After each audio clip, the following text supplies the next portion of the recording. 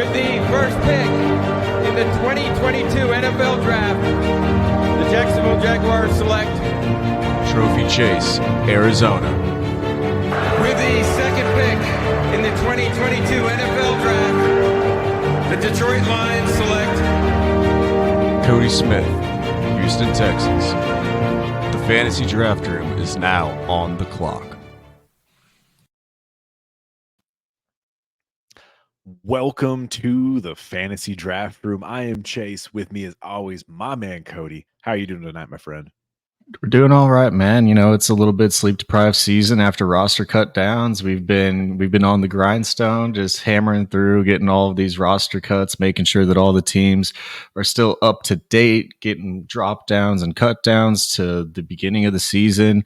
It is a lot kind of like the NFL teams are doing right now, except with our fantasy football teams. But we get a little bit more clarity for the rest of the way throughout our AFC, NFC divisional breakdowns. And so we get a little bit of a reduced roster size and know who is all making the 53 and some of the guys that are to the practice squad. Makes it a little bit easier for us the rest of the way. Yeah, man. So we're going to dive into, we've done the AFC and NFC North and East so far. So this is going to be the South rendition as we break down these rosters and really dive into who's fantasy relevant for not only, dynasty, but also for, a little bit of redraft conversation as well, if we want some of these guys on our rosters. So yeah, let's dive into the Houston Texans here, where we have quarterback CJ Stroud kicking things off. He's been named the starter. Dougie Mills is done. Case Keenum, your other hopeful starter this offseason, is the 3 in this offense at this point. I mean, what do you make of CJ Stroud? I mean, he's just a QB2, but what have you seen this preseason? Are you excited at all? There's been a lot of things that are actually pretty exciting. He can make the NFL level throws. I think that's the best thing about him right now, is those ones where it's just, hey, you are throwing this ball on a 14-yard out. I mean, we've seen it. Like everybody has said with CJ Stroud, it is elite ball placement, and that is what he's very good at. And we've seen incredible flashes of it in the preseason already. Now, I still think that there's some consistency issues. I think there's some issues whenever he has to go through full progressions and everything like that. Dealing with pressure, we just lost our. As a Texans fan, just lost our center, and our backup center is injured for week 1, and a left guard. So the offensive line is already going to be pretty shaky. So I don't know how that's going to bode well for the young quarterback in year 1, as well as not having a very complete wide receiver core. Nico Collins being year 1 predominantly, in my opinion, in this offense. I just don't think I don't think it's going to be great, but I don't think it's going to be abysmal either. Yeah, I mean, I like CJ Stroud long-term for dynasty. If you have him on your team, you're probably not wanting to start him in your lineups. I do not want him in redraft at all. If I have to start him as my, number 1, you're in trouble.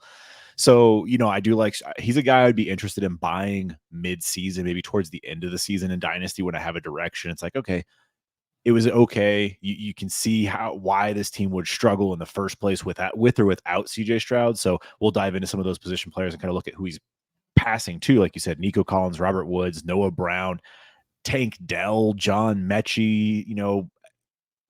I guess Dalton Schultz is about the best weapon you got. So just not a lot of true weapons. No one I want to start in redraft other than Dalton Schultz, but I guess they're all best ball darts. What are your thoughts on these pass catchers? Yeah, kind of like he said, Dalton Schultz, I think, has a little bit of sneaky upside, is a little bit later tight end. I think he's being a little bit slept on, as I think he could legitimately be the target leader for this offense if things run right, kind of bringing over that San Francisco system with the George Kittle type role. I think that Dalton Schultz, while he's not anything special, he's a little bit more special than anybody else they got here, because the one I think is still Nico Collins.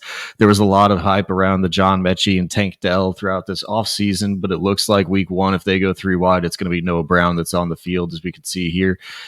Tank Dell and John Mechie, they just got some growing pains to go through. They're still rookies. I know John Mechie's in his second year, but he didn't really even step on the field.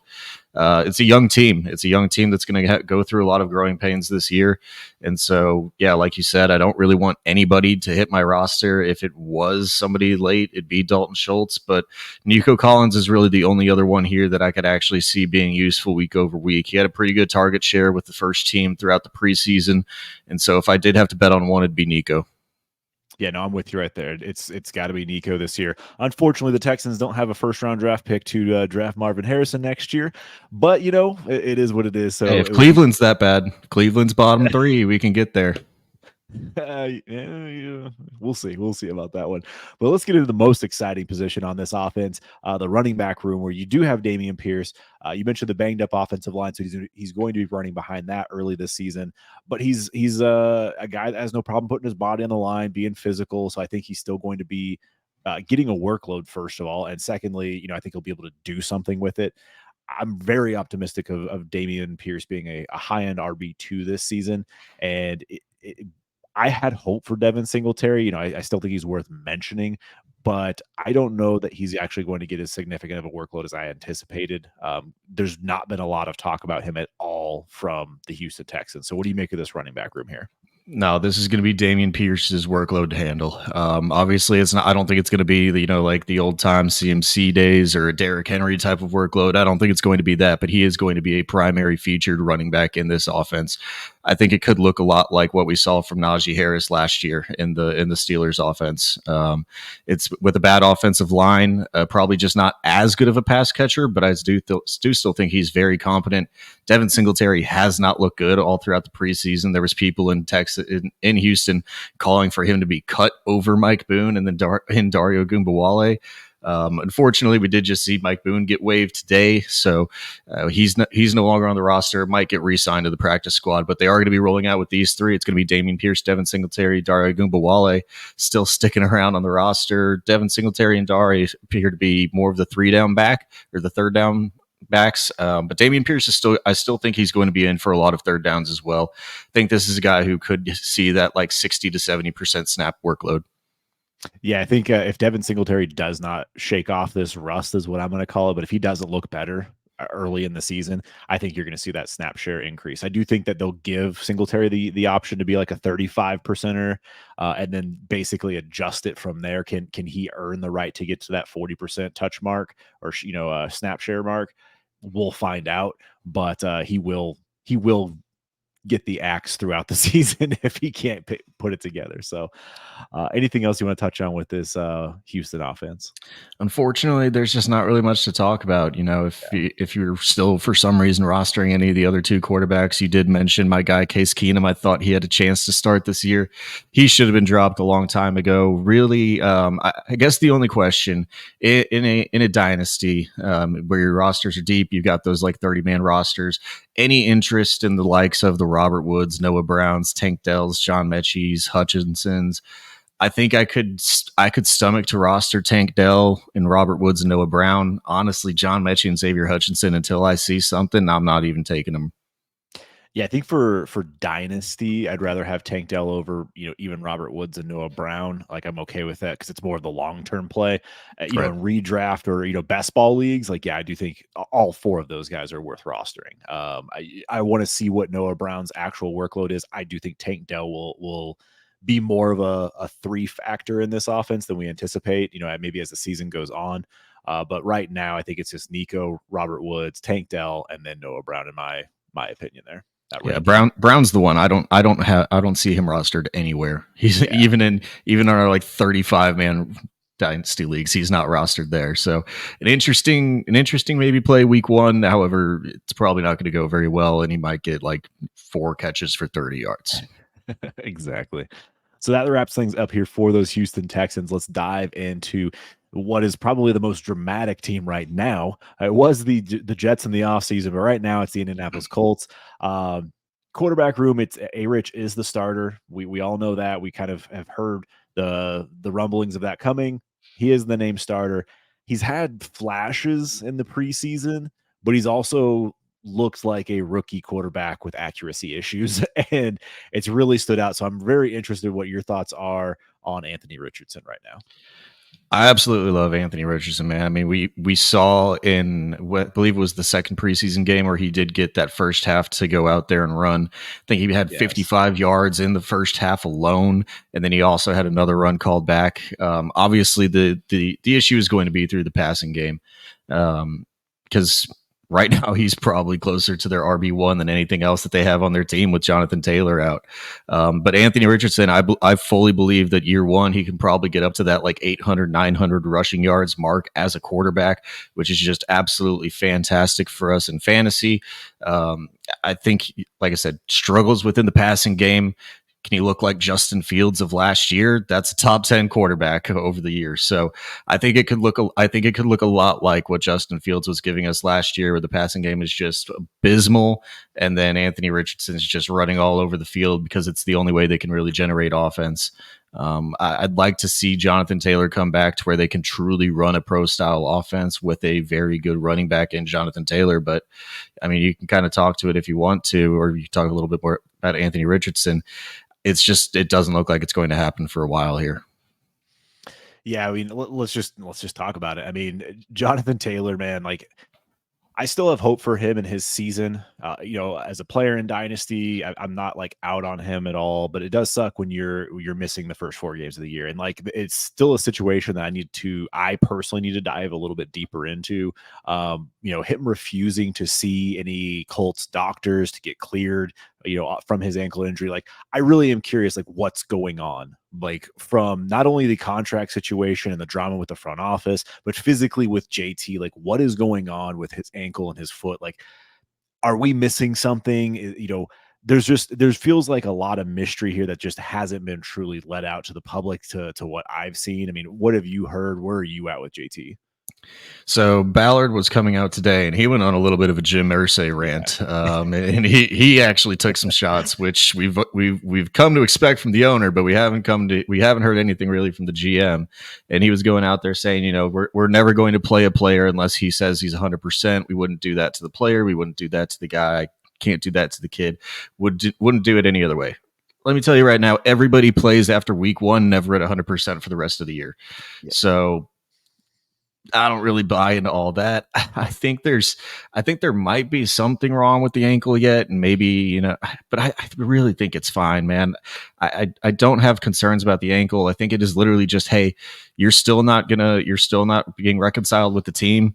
Sit on PUP for 4 weeks, figure it out, and hopefully that we can reconcile this relationship over the course of that time, and you can come back week 5. But until you're ready to be a part of this organization, we don't need you around, because that's just a drain to a team who's trying to rebuild a culture here under a new head coach and with a new quarterback as well, who's going to be the leader of this team. Obviously, Jonathan Taylor couldn't really do it last year. He had a down year. I think we kind of forget that sometimes, that like, as much as Jonathan Taylor's great, I can understand from the Colts not wanting to pay a guy who only brought them to 4 wins last year. Now, that's due to injury, and that's due to him sitting out for a large portion of the season. But I mean, like he said, we pay great players, and we pay players who get us wins. And last year he wasn't doing that, so I get it from their standpoint. Yeah, I mean, I think the contract he did, Ballard did end up saying that, this relationship is repairable. Did say some positive things towards that as well. It wasn't like all negative. I mean, he did tell both sides of the coin, where like that he could see, a situation like this getting repaired.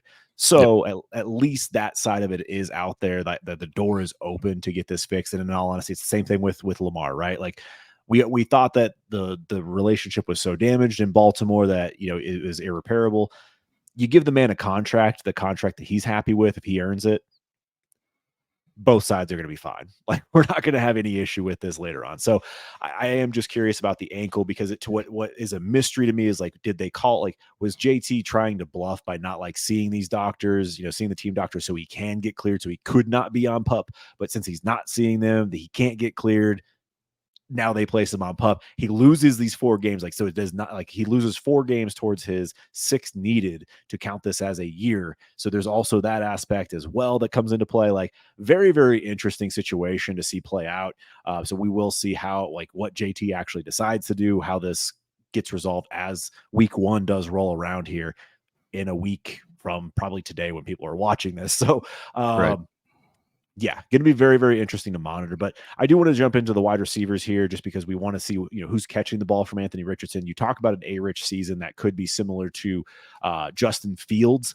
And I definitely could see that. And he has better weapons than what Justin Fields had last year. He has Michael Pittman, Alec Pierce, Josh Downs. Like, they're not bad weapons. It's just going to be inefficient for this offense. You're going to have some major ups and some major downs, I think, for the passing game here. And unfortunately, I'll just dive into tight end too. Jelani Woods, his hamstring is torn. He's out. So you have Kylan Granson and Mo Alley Cox again, and this is just a typical Colts tight ends room as well. What do you make of these pass catchers and kind of that whole situation? Yeah, the tight end situation I'll dive into first. It was interesting with Jelani Woods because it feels like we weren't talking about it or hearing anything about it. Jelani Woods was the hyped guy throughout all of this season to really take over as the next Colts tight end who was going to let us down again because the Colts never actually used tight ends in a single way. There's never a centralized offensive passing attack to a single tight end, it feels like. So if I had to take a stab right now, it'd be Kylan Granson. And so that's where I'm at right now. I've lost favor with Mo Alley Cox. He's just going to be a guy who catches his 10 balls a year for 2 touchdowns throughout some course of the season because he's a monster in the back of the end zone. But Kylan Granson right now is the guy who you're going to be looking for at least for the first 4 weeks, as Jelani Woods is on short-term IR, not season-long IR, because he was activated today instead of yesterday as we're recording. But not really interested in any of the tight ends in almost any format except for heavy tight end premiums and very deep best ball lineups. The receivers with Michael Pittman, I still think he's going to be the one. It's going to be another struggling year for a good wide receiver. I think it's a lot of similarities to like a Drake London situation where the wide receiver is going to be better than his production. Still have interest in him, but really outside of that, Alec Pierce and Josh Downs, year one, I don't have any interest in, and outside of just a best ball dart throw for those two guys, it's Michael Pittman or bust for me, and I have him probably lower than most. Yeah, for Pittman, the way I'm looking at it, like I think he's going to have some games with 145 yards and a touchdown. Like he's going to have some very good games. I know he's going to be a target monster as well. How catchable those targets are is going to be determined, but he's going to have some big time ups in it. But I do think he's going to have some big time downs too. Like I think he can fall on his face and just completely face plant in games, and maybe not all to fault of his own, but maybe if he has 2 catches for 40 yards, you're just like, well, okay, like that's not what you want in your starting lineup. So I'm with you. I do think that he's going to end up having, like, you're going to look at the end of the year and be like, oh wow, he has 1,000 yards and 5 touchdowns. Like not bad, but it's not what he had hoped for. Like I think we all have hope that Michael Pittman can be more. So if A-Rich does get develop as a passer, I don't know that we're going to see that early in the year. I don't know that we will see that at all in year one. So that's kind of where I'm at with Pittman, is like I'm hoping for 1,005, and he's just like a back end wide receiver 2, essentially, as much as I believe the talent is higher. And then as you mentioned with Pierce and Downs, like best ball dart throws, I like Downs, but injury issues in college, it's kind of already started to linger throughout training camp and stuff like that. He's kind of had his bumps and bruises, and then that just kind of creates an issue when you're a new player in a new offense, jumping in the NFL with a quarterback that has accuracy issues. So it's just not a recipe for success. Yeah, like you said, pretty much only best ball for me. I know there's going to be, if you're playing in dynasty leagues, you drafted him probably in the second round. Both of these guys over the last 2 years probably in that back of the second round, and so they're going to be on rosters. But if I could get off of them, I would get off of them both in any lineup leagues. Really, only best ball, like you said. Let's hit on this running back room though. Right before we get off of this team, it is going to be, at least for the first 4 weeks, Zach Moss, Deion Jackson, and Evan Hull. Evan Hull has been the standout throughout the preseason. Zach Moss is still dealing with a broken forearm, I believe, and so he is questionable for week 1 as it stands right now. But really, this looks like it's going to be the Evan Hull show from preseason. He was outplaying Deion Jackson by a good bit from everything that we saw. Do you agree there? Yeah, no, I'm with you 1,000%. And you mentioned it yesterday. I was kind of in on Evan Hull, maintaining a role here, but I do think Zach Moss, when he's healthy and back on the field, he's still going to have a good chunk of the work. I think he might even be the actual one, unless Evan Hull just flashes and just continues to do what he did in preseason. Yeah, I think there's a chance for it, but kind of like you said, I think this is going to be Zach Moss as the 1A, 1B, 1C. I could see all these. I could see all three of these guys working in, and none of them being useful in terms of lineup, though. If I had to take the upside swing, though, obviously it's going to be Evan Hull. Yep, could not agree more. Yep. So if I'm rostering these guys, definitely want some Evan Hull, and unfortunately, we probably missed that window to acquire him. So anything else you want to touch on with these Colts before we wrap out? No, I think we can move on to our next team. Perfect. Let's get into these Jacksonville Jaguars. Obviously, T-Law solidified himself as the quarterback one. There's no questions there. We added some additional weapons here that he's passing to that I think is probably more, relevant here. So looking at Christian Kirk, Calvin Ridley, Zay Jones, and Evan Ingram as the primary ball catchers in this offense. There's been some really good preseason splits, and it looks like Calvin Ridley might actually be the one in this offense. At least that's how the target share, the yards per route run, the air yards, like all of those things are lining up where Calvin Ridley is. I guess if you want to go 1A, 1B in this offense, is that how you want to look at this? He looks like old Calvin Ridley, man. I don't think anybody was really thinking that he would just step right back onto the field, but from day one, he has looked like old Calvin Ridley. So it's great to see for a player to see the bounce back. I've been a guy who's been a Christian Kirk stan, obviously out of A&M. I have a little bit of bias there, but it does. I would switch it now to where I do think Calvin Ridley is the 1A for this offense. I don't think it's as much as people want to make the drastic difference in, though. I do think the Christian Kirk can still be the 1B here. I believe they're going like 4 rounds apart in ADP in terms of just redraft, and that's way too far for me. Calvin Ridley getting pushed up all the way to like a top 15 wide receiver, I think that's too high. This is going to be an offense that spreads the ball around. Trevor Lawrence is going to be really efficient with the ball, and I have really high upside for him, but do think that it's switched for me where I would take Calvin Ridley as the one here in terms of fantasy production, but I still do love Christian Kirk to not be that far behind. Yeah, I'm with you. And I think some of these preseason numbers are a little inflated because they do want to get Calvin Ridley back into the swing of things as quickly as possible. And if you really look at those splits, Evan Ingram is more of a number 3 target on this team, maybe even number 2, or he was number 2, but he only had 6% target share in the preseason. And it's like, they were clearly trying to get other players involved and kind of get this offense going. So I do think we'll see an actual shift and see what this offense looks like when week 1 does roll around. Yep, and then Zay Jones is still a very good wide receiver, though. I don't have any interest in any of the other wide receivers here. It is really just these top 4 receiving options. They're going to be highly centralized around them. But Zay Jones, don't have any real interest in lineup, but best ball, still a guy that I definitely am very interested in rostering, as he will still have games for a very good wide receiver in this offense. Yep, and I couldn't agree more about your Ridley and Christian Kirk take with how far apart they're going in redraft. Even in dynasty, I would take Christian Kirk every time. I'd rather pass and wait for the guy that can also get me similar production. So yeah, I'm with you there. So the most interesting part of this offense has been probably the running back room.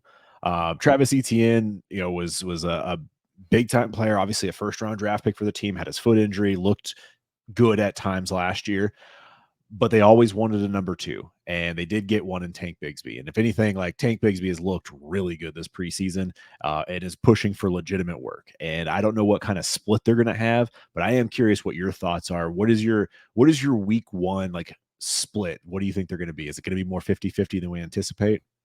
Week 1, I don't think so, but I do think Tank Bigsby moves into a little bit more of the role. Week 1, I'd probably say in snaps, you're looking at probably like a 60-40, but I could see this being a true 50-50 split by the time we're in like week 4. Tank Bigsby's looked fantastic throughout the preseason, and as much as we've had a lot of hype around Tank Bigsby, I was a guy who rose on him a lot during the pre-draft process. A guy who really started to stand out to me really late in the process, and he's been standing out a lot here during the preseason as well. But Travis Etienne has also looked very good in preseason too. This entire team has just looked really efficient. Like everything I want pieces of this offense. That's where I'm at. I think we might, just because of how good it's going to be, we might be a little bit too low in Travis Etienne just because of what we project Tank Bigsby to cut into. I've never been a Travis Etienne guy. I know that you haven't really either. So I think that just kind of leans us to it's going to be like Tank Bigsby's kind of the one that we want. But I think both of these guys are going to be very, very good, man. I want both of them.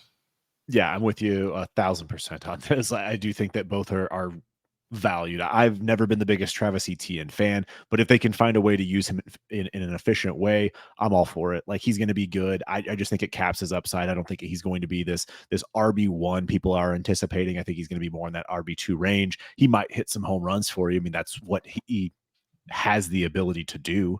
But like, Tank Bigsby's going to be in there on third downs. He's going to be in there for pass, in more of the passing game than I think we anticipate.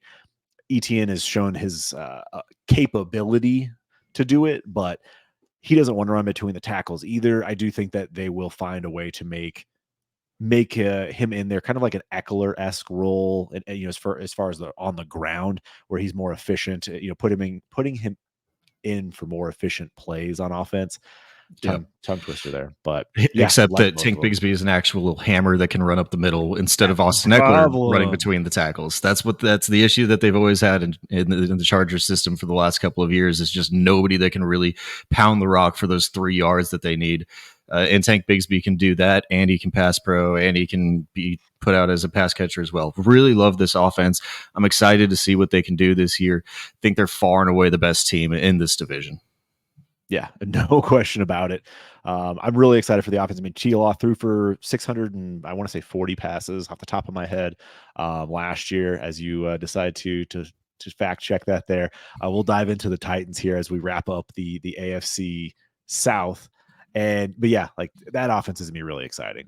You want pieces of it, as you mentioned, especially for best ball. And if Chila continues that passing number, that passing volume, he's going to be very good for fantasy too. I think he's going to be a top 8 kind of finisher if he can be very efficient with his passes. Yeah, we're looking at 596 passing attempts from the team last year. So just below that 600 number, but a little bit more efficiency. That could actually, a little bit higher pace of play, could actually go up above the 600 number. And there's only a couple teams every year that get above that. Yep. So then getting into the final team here of the South, we have the Tennessee Titans. This is a team that I personally look at and say it's probably overlooked in this division. I think that they're going to be a little bit better than we anticipate, or that people are anticipating from them. They almost made the playoffs last year with that kind of hodgepodge at quarterback, busted up offensive line, and no real weapons at wide receiver. So they still almost made the playoffs last year. They do have Ryan Tannehill back. It seems he's healthy. He's good. Derrick Henry's on, looking good as well. They added DeAndre Hopkins, Treylon Burks. So they have some weapons. What do you think? I just want to look at the offense as a whole. Where are you at with this team, and kind of what the addition of DeAndre Hopkins kind of means for them? I think it gives them a legitimate wide receiver 1 option in this team. Treylon Burks, we had hoped that he could kind of step into that role, but it gives him a little bit more time. Obviously, he's been dealing with some injuries as well, but I don't think he can be a standalone 1. Like, I don't think Treylon Burks could ever be that Cooper Kupp or Justin Jefferson. He can be a 1, but he needs somebody else across from him to at least take some sort of coverage. And last year, with the likes of Nick Westbrook-Ikhine and Racey McMath, like, there was nobody else over there. Kyle Phillips was already out by the time that Treylon was back, I believe. So they needed somebody opposite of him just to take away some sort of pressure. And with D-Hop, I do think that he is still the 1 in this offense. I don't think Treylon Burks is really going to push for that. He can be kind of that bigger play guy. D-Hop is going to be the target hog in this offense, though, kind of the way we've seen over the past couple of years with the Arizona Cardinals. I don't think his role really changes. I think he's being a little bit slept on just because the offense isn't really high passing volume, but I think he's going to be a guy who can see 25% target share in this offense and really be a dominant 1 for them. Yeah, I think people are like, when I look at this team and the more I've thought about it, people are going to hate this. And I hate saying this because I do love the talent of Treylon Burks. I think he has ability to be like you said, I think he can be a 1 at some point. I just don't know that this is the year. But I really look at this team and I see a lot of Deontay Johnson and George Pickens type of role here, where like you have the top 2, like D-Hop's going to be the target hog. Whatever he does with those targets is going to be good enough for some solid fantasy production. And then Treylon Burks is going to get his, 5 to 8, going to make some big plays. Sometimes he's going to drop a goose egg for you and you're going to be pissed. But like, that's kind of how I look at this offense. And then outside of that, I really don't care. Like Kyle Phillips, Nick Westbrook-Ikhine, like Chris Moore, none of them don't care. Chiggy, I don't know. I still don't know. Like, he's been pumped up a lot, and he might have games here and there, but I don't know that I can fully get behind it, especially now that you add a target like D-Hop in there where Chiggy's not going to be able to just get a bunch of targets anymore. Yeah, he's always a difficult one for me as well to really just sit here and try to see what he's going to be. While Treylon and D-Hop are both on the field, I think he turns more of into like a Gerald Everett type role from the Chargers of last year, where he's just going to kind of be that move wide tight end that you can split out. Obviously, he doesn't have the size to really be a productive blocker for this scheme that's going to still run the ball a hell of a lot with Derrick Henry and Tyjae Spears. So it's interesting that they really only have Trayvon Wesco, who really fits that role. Wiley's a product and project that we're trying to put on. He's probably a couple years away from maybe being anything. So Chiggy's going to be on the field a lot, but I don't think it's going to be as much as people think. And I don't know if he can really take that next step that people are trying to call for him. I think it's going to be a lot of what we saw last year.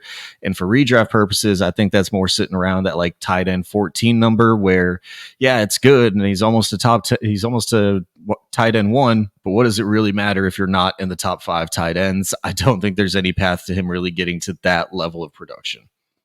Yeah, I couldn't agree more. I think he had like a max of 5 or 6 targets in a game last year. Like, as I kind of looked through it, like he had 6 in one game, and otherwise it was 5, 4, 4. Like, he'll get a game here or there. He's going to be very good for best ball, or I shouldn't say very good. That is not the right word. He's going to be okay for best ball because he's going to give you like 3 weeks. Like, that's about it. That's what you expect. But his value in Dynasty like just hopped up there, and I just could not get on board. I just couldn't paint myself that picture of Chiggy being super fantasy relevant. Having said all this about the pass catchers, like, I do think this is good for Ryan Tannehill. He's been very efficient in his career, and if he can be efficient with this offense, giving him weapons as well. Like, we have to remember that he got banged up and he had no one to throw to either. So if D-Hop can get open, he's going to have that safety blanket. And then Treylon, he's flashed in the preseason. He's had his moments in practice and things like that. Like, if those two can develop together, I think this offense is being slept on. And you can't stack 8 in the box and still cover Treylon Burks and DeAndre Hopkins. So you have Derrick Henry here and Tyjae Spears, really. I guess we have to bring him up. For like, sure. This run game is going to be prolific. Yeah, I think they're going to scale Derrick Henry back a little bit this year. I don't think we're going to see the 30 touch games from Derrick Henry anymore. I think they're trying to save themselves a little bit more because as much as people were calling for it, this team will never tank. Like this, it's just not what the Tennessee Titans under Mike Vrabel are ever going to do. They're always going to be competing. They're probably going to be better than you think they are. They're going to win random games that they probably shouldn't win, and they're just going to be a well-coached, well-run NFL team who is missing pieces to really ever take it to the next level and be great. It just feels like the Tennessee Titans are always going to be stuck in that little area, but it produces good fantasy components. And Derrick Henry, while I don't think he has that like. He will always have that RB1 upside until we see the fall off, and I'm not projecting it to be this year. I'll never project it to be the next year for Derrick Henry because we've been trying to do it for like 3 years now, and it never happens. So I do think the workload steps back a little bit for him, and Tyjae Spears will be usable some weeks here and there. But I don't think that Derrick Henry has the fall off year. Tyjae Spears will take some workload. Do you think Derrick Henry still has as much of a workload as we've seen, or do you agree that it's going to kind of take that scale back with what they've shown us through the preseason and how good Tyjae Spears has looked? I mean, when you say scale back, like, I think he's going to have a heavy workload, but like 380 type carries or whatever he had the other year, like, I just think get him down to like 300. Like, right. I think that's realistic. I do think that they'll still give him the lion's share of the work. I mean, until he proves otherwise, he is one of the most dominant running backs that we have seen in a very long time. I posted a tweet the other week that I found from NFL.com's website, and it was the top 10 runs from Derrick Henry, his longest runs. And you just like look at him, 6'3", 250, outrunning linebackers, and he's bigger than the linebackers, and then he's blowing by safeties and corners, and he's obviously bigger than them. And it's just like, man, this dude is just so special, so different. I do think he's going to be a very good. I think he's an RB1, for fantasy purposes. Like, he's going to be very good. Tyjae Spears will get some work. I want Tyjae for best ball. I want Tyjae for the long term. because I do think Derrick Henry's in the last year of his contract, and he is 29 years old. So will they bring a 30-year-old running back next year? I don't think Derrick Henry is going to be falling off this year or maybe even next. I think he's a guy that's probably going to withstand 31, and like he'll probably just be a plotter at that point. But he's so big. He's just so big. He's different. He's going to have a role in the NFL no matter, like, as long as he wants to play football, he'll find a place to play.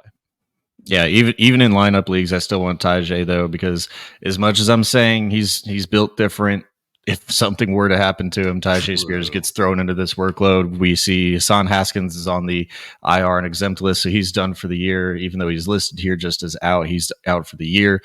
Julius Chestnut is the third here, so if you want to pick him up in some dynasty leagues as well, I think all these three running backs should be rostered as long as your benches are deep enough. So Tajay, I'd have him in both redraft and dynasty right now, just because he's a high leverage backup. I like both these guys. Yeah, I'm good with the high leverage backup for redraft. And I mean, when I say lineup, I don't want to be starting him in my lineup. I definitely want to roster him in lineup. I want to make sure I made myself clear on that one for sure. Like you need to be rostering Tajay Spears in every single league, in every single format. Like he needs to be rostered, and then you'll know when to start him. Like you'll figure it out when to start him for sure. And hopefully, you know, for my Derrick Henry shares, that it's not very often. I do want to touch on one last thing here with this team. The Malik Willis, Will Levis situation. It seemed like Will Levis just got outplayed by Malik Willis. They drafted him in the second round, and Malik actually, you know, he was a project himself, and you know, he didn't look bad. Like he didn't look as bad as he did last year. Definitely saw a lot of improvement. Yes, that's a good way to put it. Lots of improvement. Yeah, so I think just like Malik Willis wasn't ready to start in the NFL last year, I don't think Will Levis was ready to start in the NFL this year. It's an interesting pick by the Tennessee Titans because they are in kind of that like tweener land where you never really know what the direction of this team is other than just try to like make it to the next year. But I don't see either of these guys outside of injury ever taking over for Ryan Tannehill unless things just go abysmal. The line just completely falls apart. They're down there in the cellar with the Texans in terms of just wins in the year. Maybe at the end of the year, kind of like they did last year. Let's just see what the young guys have and see if they can step up and take a little bit of a role. But I would not project for either of these guys outside of injury to ever step on the field this year. Yeah, I do think that, you know, you having said that thing, because that applies to Derrick Henry, that applies to D-Hop. Like, you could see these vets sitting out down the stretch if this team does not make the playoffs. But I actually think this is probably a playoff team. I think they're going to be better than expected. They're at least going to be playing for the playoffs down the stretch. They'll be on the edge. Yeah, they'll be in the hunt at least until probably your fantasy playoffs at week 14. I would venture to say that's where I'd put them. Yep. So I don't think we'll see any trades of any of these players in season, but we'll be definitely a team to monitor down the stretch just in case some kooky stuff happens. But yeah, that is our AFC South. Anything else you want to touch on with this division before we wrap out? No, it's probably one of the worst divisions in all of football. Yeah, I don't want to say that because the Titans are still good. We're probably going to talk about another division next that's probably actually worse than this division. So it'll be interesting to go through that one. But there's some sneaky upsides with some guys in here, but it's a division that is pretty clear cut for a lot of these rosters. Yeah, no, couldn't agree more. So do let us know what your thoughts are on these rosters, some of these these teams down below, as well as some of our takes on these players. Make sure you do like the video, subscribe to the channel, helps us out a ton. And thank you so much for joining us here in the Fantasy Draft Room.